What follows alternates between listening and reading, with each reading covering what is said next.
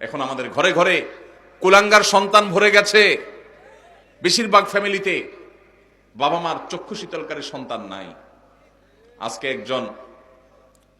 একটা বিশ্ববিদ্যালয়ের সাবেক ভিসি তিনি আজকে বলছিলেন যে আমার বাবা আমাদেরকে ছোটবেলায় যখন খেলতে বের হতাম, স্কুল কলেজে পড়ার সময় বলতেন মাগরিবের আগে আগে বাসায় আসবা, এবং আমরাও সেটা আমল করতাম। এসে মাগরিবের নামাজ পড়তাম, পড়ে পড়ালেখা করতে বসতাম। আমার ছেলেকে আমি একই কথা বলছি, আমার মনে আছে আমার বাবা কি বলেছেন আর আমি কি রিঅ্যাক্ট করেছি আমি জানি। এখন ছেলেকে বললাম একই কথা, বাবা মাগরিবের আগে বাসায় আসতে হবে।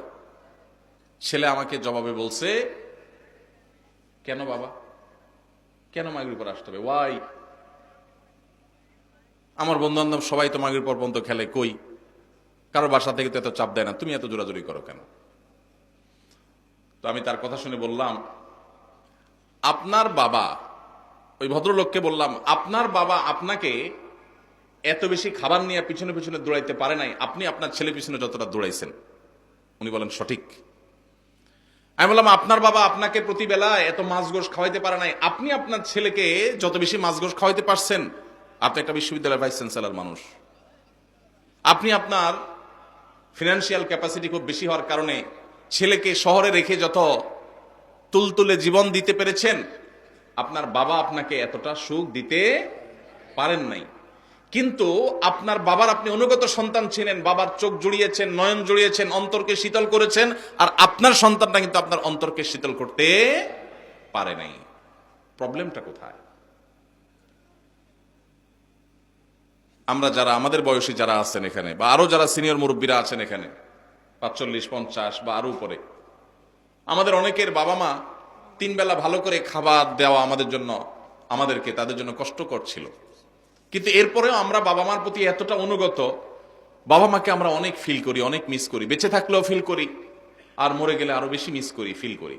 কিন্তু এখনকার যে আমাদের সন্তানরা, এই সন্তানরা আমাদের বাবা মা আমাদের জন্য যতটা করতে পেরেছেন, এদের জন্য আমরা এর 3 গুণ করার পরও তারা আমাদের বাবা মার প্রতি আমরা যতটা অনুগত, আজকালের সন্তানরা আমাদের প্রতি ততটা অনুগত না। কারণটা কি ভাইরা আমার? সবই তো দিয়েছি, সবই দিয়েছি। আমার বাবা মা যা দিতে পেরেছে আমি তার চেয়ে বেশি দিয়েছি। তাহলে কৃতজ্ঞতা আদায় করতে গিয়েও তো অন্তত আমি আমার বাবার মধ্যে যতটা অনুগত, সন্তান আরো বেশি অনুগত হওয়ার কথা ছিল, কিন্তু হচ্ছে না। এর কারণ কি? এর কারণ বিশ্লেষণ করা অনেক লম্বা আলোচনার ব্যাপার। একক কোনো কারণ এখানে বলা কঠিন, অনেকগুলো কারণ রয়েছে।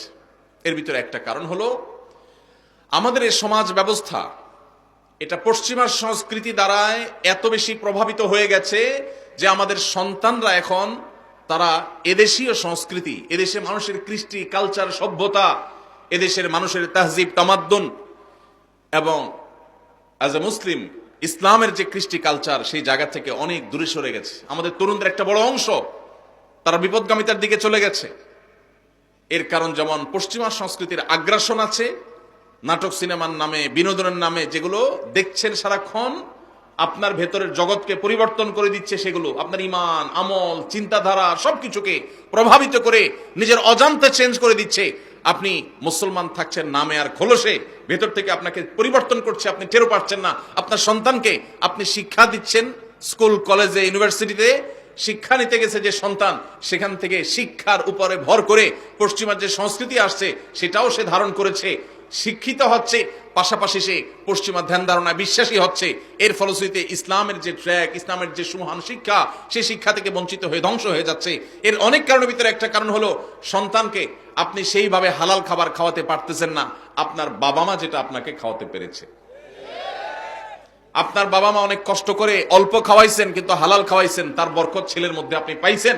আপনি আপনার ছেলে মেয়েকে যা খাওয়াচ্ছেন, বুকে হাত দিয়ে বলতে পারবেন না যে টনটন করে বাঁচবে, এতটা হালাল এবং পিওর যেটা আপনার বাবার সম্পদের মধ্যে ছিল, সেটা যদি আপনার সন্তানের মধ্যে আপনি করতে পারেন, ইনশাআল্লাহ এ যুগেও আপনার সন্তান সবচেয়ে সভ্য, ভদ্র এবং মাথা নিচু করে বিনম্রতার সাথে আপনাকে শ্রদ্ধা নিবেদন করবে। এই জন্য সন্তান খাইলো কি খাইলো না এটার জন্য যতটা মরিয়া মায়েরা, এর চেয়ে বেশি মরিয়া হবেন সন্তানের পেটে হালাল ঢুকছে নাকি হারাম ঢুকছে বিষয়টা নিয়ে। আল্লাহ আমাদেরকে সেই তৌফিক দান করুন। আমার স্বামী প্রবাসে থাকে, কেনাকাটার সবকিছু আমার করতে হয়, এক্ষেত্রে কি আমি গুনাহগার হব? কোন বোন তার স্বামী যদি প্রবাসে থাকেন, দেশে তার বাজারঘাট করে দেওয়ার মতো কোনো মানুষ যদি না থাকে, তিনি যদি বাজারঘাট করার জন্য, কেনাকাটা করার জন্য যাওয়া লাগে, শরঈ পর্দা মেনটেন করে তিনি যেতে পারবেন, কিনতে পারবেন। তবে যদি অন্য কোনো পুরুষ লোক থাকেন আশেপাশের, যাদের দিয়ে কেনাকাটা কাজটা সারা যায়, তাহলে সেটাই করা উচিত, ওইটাই অধিকতর উত্তম। এবং আজকাল অনলাইনে অনেক জিনিসপত্র কেনাকাটা করা যায়, বিশেষ করে শহরে চাইলেই অনলাইনে কল করলে বাসা বাসায় মাল চলে আসে। সেই পদ্ধতি অবলম্বন যাদের করার সুযোগ আছে তারা সেটা করা উচিত। একান্ত কোনো উপায় না থাকলে তিনি অবশ্যই যেতে পারবেন, কিন্তু পর্দা মেনটেন করে। অনেক সময় আমাদের বোনেরা এই সুতা দিয়া, এই অজুহাত দিয়া লাগবে লবণ 1 কেজি, বাজারের এ মাথা থেকে ওই মাথা পর্যন্ত 7 চক্কর তওয়াব দিয়ে ফেলে, আছে না নাই? এই জন্য ইন্নামাল আমালু বিন্নিয়াত। আপনার স্বামী প্রবাসে আছে, বাজারে যাওয়া জায়েজ আছে, হুজুরের কাছে মাসালা নিয়েছেন, নিয়ে এবার বাজারে বাজারে ঘুরতেছেন অহেতুক, পর্দার সাথে গেলেন না বেপর্দার সাথে গেলেন, তাহলে অবশ্যই আপনি গুনাহগার হবেন। এই জন্য বোনরা আল্লাহকে ভয় করবেন, যতটুকু আপনার না হলে নয় ততটুকু আপনি করতে পারবেন, অবশ্যই পর্দার সাথে। আমি পর্দা করে চলতে চাই, কিন্তু যেই পরিবার, যৌথ পরিবার হওয়ার কারণে পর্দা করে চলতে পারি না, এক্ষেত্রে আমার করণীয় কি? যৌথ পরিবারে পর্দা করাটা একটু কঠিন, একটু কষ্টের, ডিফিকাল্ট। এক্ষেত্রে দরকার হয় সবার সহযোগিতা। আমরা ছোটবেলায় আমরা দেখেছি যৌথ পরিবারের থেকেও মানুষ পর্দা করার চেষ্টা করত। একই বাড়িতে কয়েকজন মানুষ বসবাস করত, কয়েক ভাই আসতেন, সবার স্ত্রী বাসায় আছেন, একই ঘরে এক একটা কক্ষে এক একজন থাকেন। তো বাহির থেকে আসলে অনেক সময় গলা পরিষ্কার করে ঢুকতো, গলা পরিষ্কার করে প্রবেশ করত, যাতে করে মেয়েরা তারা নিরাপদে সাইড হয়ে যায়, পর্দার খেলাপ না হয়। এখন হায়া লজ্জা এমন উঠছে, হনহনায় ঢুকে যায়, ন্যূনতম পর্দার বিধানটা জানেই না। এটা মুসলমানদের জন্য লজ্জা। যৌথ ফ্যামিলিতে থেকে পর্দা করা সম্ভব যদি সবার সহযোগিতা থাকে। ঠিক আছে, পুরুষরা যখন আসবে মহিলারা সাইড হয়ে যাবে, পুরুষরা যখন বের হবে মহিলারা তখন সাইড দিবেন, মহিলারা যখন থাকবেন পুরুষরা ঢোকার আগে তাদের পারমিশন নেবেন, প্রাইভেসি মেনটেন করবেন। দেখুন, ইসলামের পর্দার বিধানটা হলো মানুষের প্রাইভেসি রক্ষা করার জন্য, মানুষের প্রাইভেসি মেনটেন করা, রক্ষা করা। এটা ইসলামের অনেক বড় একটা সৌন্দর্য, যে ইসলাম মানুষের প্রাইভেসি রক্ষা করেছে। একজন নারী, আপনি তার সৌন্দর্য তার অনুমতি ছাড়া, বা তার সৌন্দর্য আল্লাহর অনুমতি ছাড়া আপনি দেখে অবলোকন করবেন, আপনার জন্য হারাম করা হয়েছে, তার প্রাইভেসি আপনি নষ্ট করছেন। আবার একইভাবে আপনি তাকে নিয়ে মনোজগতে যে বাজে জল্পনা কল্পনার মধ্যে হারিয়ে যাওয়ার আশঙ্কা আপনার মধ্যে আছে এই পর্দাহীনতার কারণে, এই কারণে আল্লাহ তাআলা আমাদের জন্য এটা নিষেধ করেছেন। এই জন্য যৌথ ফ্যামিলিতে থেকে পর্দা করা যায় যদি সবার সহায়তা থাকে, যদি না থাকে তাহলে আলাদা থাকবেন, ছোট্ট কুলঘর নিয়ে ফ্যামিলির সাথে পড়া করে তাদেরকে বুঝায় যে পর্দার জন্য আপনি আলাদা হচ্ছেন। অনেক সময় দেখা যায় অনেক মহিলা আছে আলাদা হওয়ার জন্য একটা সুতা খুঁজে, এই সুতা খুঁজে এক একটা মাসালা বাইর করে হুদাই, কোনো কারণ ছাড়াই। তো এটা করা যাবে না। আর যদি সত্যিই পর্দার অসুবিধা হয় তাহলে স্বামীর কর্তব্য স্ত্রীর জন্য অবশ্যই পর্দার ব্যবস্থা করা প্রয়োজন, সেটা বাছা আলাদা করে হলেও। মহিলাদের পর্দা করার ক্ষেত্রে মুখ ঢাকা কতটুকু জরুরি? বিশুদ্ধ মত অনুযায়ী, নিরাপদ মত অনুযায়ী মুখমণ্ডল পর্দার অন্তর্ভুক্ত ঢাকবেন, মুখমণ্ডল প্রদর্শন করবেন না, প্রয়োজনে মাথা কাপড় টেনে দিবেন। আল্লাহ বলেছেন ইউদিনিনা আলাইহিন্না মিন জালাবিবিহিন্না, মাথার উপরে যে কাপড় থাকে মেয়েদের পর্দার জন্য, এটাকে জিলবাব বলা হয়। আল্লাহ বলেছেন এই জালাবিব তারা মেয়েরা টেনে দিবে। এই যে টেনে দিতে বলছেন, এটা কেন? এটাই তো মুখাবয়বকে ঢাকার জন্য।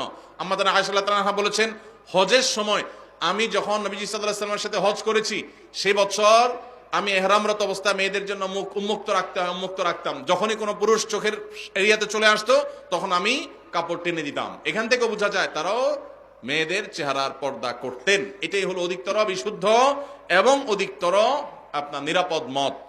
এজন্য বোনরা পর্দা যখন করবেন মুখমণ্ডলও ঢাকার চেষ্টা করবেন, সেটা হবে এই ক্লাসের পর্দা। যারা সেটা করতে পারছেন না, অন্তত শুরুটা করেছেন, অবশ্যই তাদেরকে আমরা অ্যাপ্রিসিয়েট করব।